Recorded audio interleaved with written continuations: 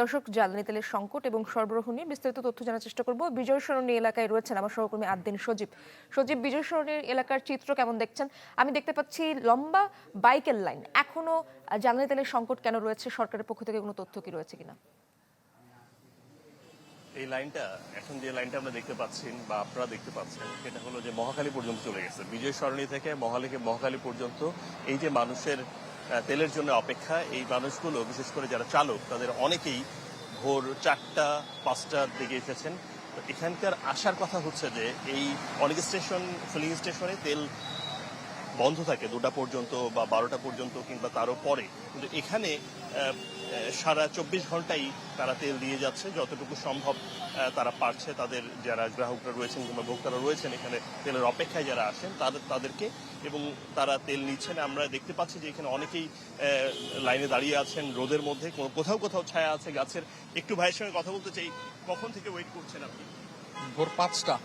ভোর 5টায় কোথায় লাইনে দাঁড়িয়ে শুরু করেছিলেন? জাহাঙ্গীর গেটে। জাহাঙ্গীর গেটে। জি জি। জাহাঙ্গীর গেট থেকে এই হাফ কিলো রাস্তা আসতে আপনার সময় লাগলো প্রায় 11টা বা তার কিছু বেশি। হ্যাঁ, 6 ঘন্টার মতন প্রায়।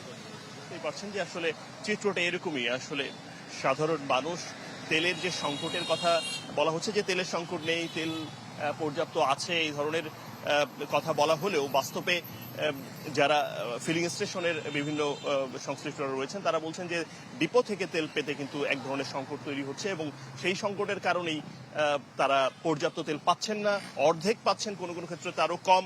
এখানে একটু আপনার সঙ্গে কথা বলতে চাই, কখন এসছেন? আমি তো 5:30টার দিকে আসছি। 5:30টায়? 5:30টায়। কোথায় লাইনে দাঁড়িয়েছিলেন?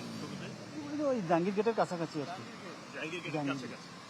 উনি বলছিলেন যে জাহাঙ্গীর গেটের কাছাকাছি উনি ছিলেন, এবং এই সারিটা এখান থেকে জাহাঙ্গীর গেট পর্যন্ত রয়েছে, এবং জাহাঙ্গীর গেট থেকে আমরা দেখতে পেয়েছি যে এই সারিটা চলে গেছে মহাখালী পর্যন্ত। কোথাও কোথাও দুটো লাইন রয়েছে। আপনারা দেখতে পাচ্ছেন যে একদিকে প্রাইভেট কার এবং অন্যদিকে মোটরসাইকেলের যে সারিটা সেটা রয়েছে।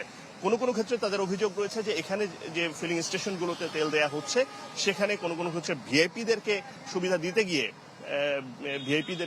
দিতে গিয়ে তারা অনেক সময় এই লাইনটা দীর্ঘ হচ্ছে, এবং একজনকে তেল দিতে যে পরিমাণ সময় লাগতো তার চেয়েও বেশি সময়ের অভিযোগ তারা তুলছে। সে কারণে তারা নজরদারি বাড়ানোর তাগিদ দিচ্ছেন যাতে কেউ বাড়তি কোনো সুবিধা নিতে না পারে। ধন্যবাদ আপনাকে সজীব। আমরা দেখতে পাচ্ছি সহকর্মী বেল্লাল হোসেন সজল যুক্ত আছেন খুলনা থেকে। সজল, খুলনার কেমন চিত্র দেখতে পাচ্ছেন আপনি? কি বুঝলেন ভাই? অনলি যেটাই চাই। ইস্টাত দেশব্যাপী যে জ্বালানি তেলের অস্থিরতা বা সংকটের ব্যাপারটা পুঁজি করে একটি চক্র কিন্তু আমরা দেখছি যে বরাবরই নিজেদের যে ফায়দা লোটা সেটা কিন্তু চেষ্টা করছে। আমরা খুলনা 3টি ডিপোর সাথে কথা বলেছি। 3টি ডিপোতে গত বছরের মার্চে যে পরিমাণ তেল সরবরাহ করা হয়েছে এই বছরের মার্চে কিন্তু তার থেকে অধিক তেল সরবরাহ করা হচ্ছে। তারপরও যে সংকট বা একটা অস্থিরতা পরিবেশ সেটা কিন্তু রয়ে গেছে। আমরা দেখতে পাচ্ছি যে দীর্ঘ 1 মাস যাবৎ বলা যায়, গত মার্চের 8 তারিখ থেকে এই যে অস্থিরতা পরিবেশ সেটি কিন্তু বিরাজ করছে। ঘন্টার পর ঘন্টা লাইনে দাঁড়িয়ে কিন্তু গ্রাহকরা তেল নিচ্ছেন। এখন বাজে 11:10। এখানে প্রায় 2 ঘন্টা যাবৎ যারা গ্রাহকরা রয়েছে তারা দাঁড়িয়ে আছেন, এবং মাত্রই তেল দেওয়া শুরু হয়েছে, হয়তো বা 2 থেকে 3 জন মাত্র তেল নেওয়া শুরু করেছে। তো সব মিলে যেটি দেখা যাচ্ছে যে একটি চক্র তারা তেল প্রতিনিয়ত নিচ্ছেন এবং বাড়িতে নিয়েও পুঁজি করছেন, এবং ফিলিং স্টেশন কর্তৃপক্ষের বিরুদ্ধে বরাবরই যেই ধরনের অভিযোগ থাকে স্বজনপ্রীতি, কিছু মানুষ ঘন্টার পর ঘন্টা লাইনে দাঁড়িয়ে থাকেন, আবার অনেকেই কিন্তু তাদের যে বিভিন্ন লিঙ্ক লবিং দিয়ে তাড়াতাড়ি তারা কিন্তু তেল নিয়ে যাচ্ছেন। এই বিক্ষোভ বা ক্ষোভ বা সংঘাত সেটা কিন্তু আমরা পেট্রোল পাম্পগুলোতে বরাবরই দেখি।